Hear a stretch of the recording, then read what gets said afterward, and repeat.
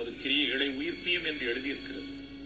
கர்த்தாவே, வருஷத்தின் நடுவிலே உம்முடைய கிரியைகளை உயிர்ப்பியும். உம்முடைய கரத்தின் கிரியைகளாகி உம்முடைய பிள்ளைகள் ஆண்டவரே, உமது கரத்தின் கிரியைகளாகி எங்களை உயிர்ப்பியும். கர்த்தாவே, கர்த்தர் உங்களை உயிர்ப்பிப்பார். உங்களுடைய இருதயம் கலங்கவே வேண்டாம், திகையாதே. நான் உன் தேவன். அடுத்த ஆண்டவர் சொல்கிறார், நான் உன்னை பலப்படுத்தி உனக்கு சகாயம் செய்வேன். நான் உன்னை பலப்படுத்தி, I will strengthen you. I will strengthen you bodily and I will strengthen your mind. அநேகர் மைண்ட்ல வீக்கா இருக்கிறாங்க, மனதளவில் பாதிக்கப்பட்ட அநேகர் இருக்கிறார்கள்.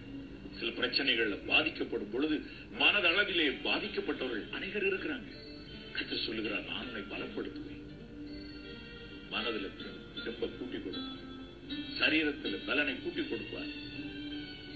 ஆவிக்குரிய பலவீனம் உடையவர்களாய் சிலர் இருக்கலாம், ஆவிக்குரிய பலவான்களாய் உங்களை மாற்றுவார். நான் உன்னை பலப்படுத்தி உனக்கு சகாயம் செய்வேன். I will help you, my son.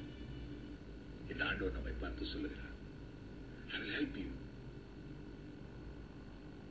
நான் உனக்கு உதவி செய்கிறவர், நான் உன் எதிராளி அல்ல. I will help you. நான் ஆபிரகாமுக்கு உதவி செய்தேன், ஈசாக்குக்கு உதவி செய்தேன், யாக்கோபுக்கு உதவி செய்தேன். நான் உனக்கு உதவி செய்தேன். I will help you. நான் உனக்கு சகாயம் செய்வேன், சகாயம் பண்ணுவேன். என் நீதியின் வலது கரத்தினால் உன்னை தாங்குவேன். எங்கும் எந்த இடத்திலும் நீதியை கேட்டு ஜனங்கள் கதறுகிறார்கள், ஸ்ட்ரைக் பண்ணுகிறார்கள், அழுகிறார்கள், கதறுகிறார்கள், ஓடுகிறார்கள், ஓலமிடுகிறார்கள், தேவனை தேடுகிறார்கள். கர்த்தர் சொல்லுகிறார், என்னுடைய கரம் நீதியின் வலது கரம். நீதியின் வலது கரத்தினால் நான் உன்னை தாங்குவேன். என்னிடத்தில் அநீதியே கிடையாது. அவன் உனக்கு நீதி செய்தேன். வாழ்க்கையில் எங்கு நீதி இல்லாதது போல இருக்கிறது, நீதி செய்கிறவராய் வெளிப்படுவேன் அப்படின்னு சொன்ன உடனே அடுத்து என்ன நடக்கும் கர்த்தர் சொல்லுகிறார். அடுத்த வசனம் பாருங்க, ஏசாயா 40:11. இதோ உண்மையில் எரிச்சலாக இருக்கிற யாவரும் வெட்கி லட்சிய அடைவார்கள். உன்னோடே வழக்காடுகிறவர்கள் நாசமாகி ஒன்றுமில்லாமல் போவார்கள். உன்னோடே போராடினவர்களை தேடியும் காணாதிருப்பாய். உன்னோடே யுத்தம் பண்ணின மனுஷர் ஒன்றுமில்லாமல் இல் பொருள் ஆவார்கள். இது வாக்குத்தத்தம். நீதியின் வலது கரம், கர்த்தருடைய நீதியின் வலது கரம். அதனாலே இந்த மாதத்திலே விசேஷமாய் கர்த்தர் உன்னை தாங்குகிறார். நம்முடைய நீதியின் வலது கரத்தினால் கர்த்தர் உங்களை தாங்குகிறார். பயப்பட வேண்டாம். அநீதி உங்களுக்கு எங்கெங்கெல்லாம் நேர்ந்ததோ அந்த கர்த்தரின் நீதியின் வலது கரத்தை காண்பீர்கள். இது முதற்கொண்டு இம்மாதம் முதற்கொண்டு காண்பீர்கள். பயப்படாதீர்கள்.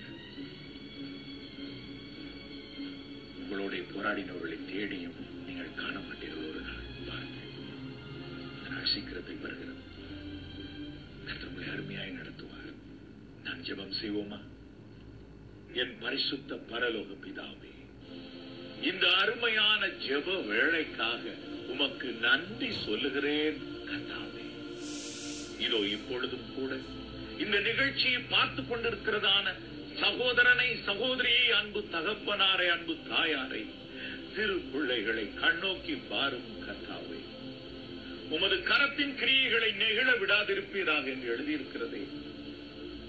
இதோ உம்முடைய கரத்தின் கிரியைகளாகி உம்முடைய பிள்ளைகளை கண்ணோக்கி பார். என்னுடைய சிநேகிதனாகிய ஆபிரகாமின் சந்ததியே என்று அழைக்கிறீரே. இப்பொழுதும் உம்முடைய பிள்ளைகளுக்கு நீர் இரக்கம் பாராட்டும்படி, நன்மை செய்யும்படி, நீதி செய்யும்படி எழுந்தருளும் கர்த்தாவே, எழுந்தருளும். இதோ சத்துருக்களும் மனுஷரும் பலன் கொள்ளாதபடி செய்யும். இந்த அன்பு தேவனுடைய பிள்ளைகள் பிசாசு என்னென்ன விதத்தில் எல்லாம் அவர்கள் விரோதமாக சேட்டைகளை பண்ணி காரியங்களிலே இவர்களுடைய கிரியைகளை அளித்தானோ அதிலெல்லாம் இவர்களுக்கு நீதி செய்ய எழுந்தனர். மனுஷரால் அவமதிக்கப்பட்டும் பாடுபட்டும் இருக்கிறவர்களை கை தூக்கி விட எழுந்தனர். உன்னுடைய சிநேகிதனுடைய சந்ததி என்று உரிமை பாராட்டுகிறீரே, மனம் இறங்கி ஒரு அற்புதத்தை செய்யும். உடைய பிள்ளைகளுடைய வாழ்க்கையில் உள்ள கண்ணீரை துடைப்பீராக. அவருடைய அந்தரங்க கண்ணீருக்கு ஒரு முற்றுப்புள்ளியை இன்றைக்கு வையும் கர்த்தாவே. வருடத்தின் நடுவிலே உமது கிரியைகளை உயிர்ப்பீம் என்று எழுதியிருக்கிறதே, அந்த வசனத்தின்படியே உயிர்ப்பித்தருளும் கர்த்தாவே. அற்புதமாக உடைய பிள்ளைகளை நடந்த இந்த ஜெபத்தை இயேசு கிறிஸ்துவின் நாமத்தினாலே நன்றி சொல்லி ஏறெடுக்கிறேன் பிதாவே. ஆமென், ஆமென்.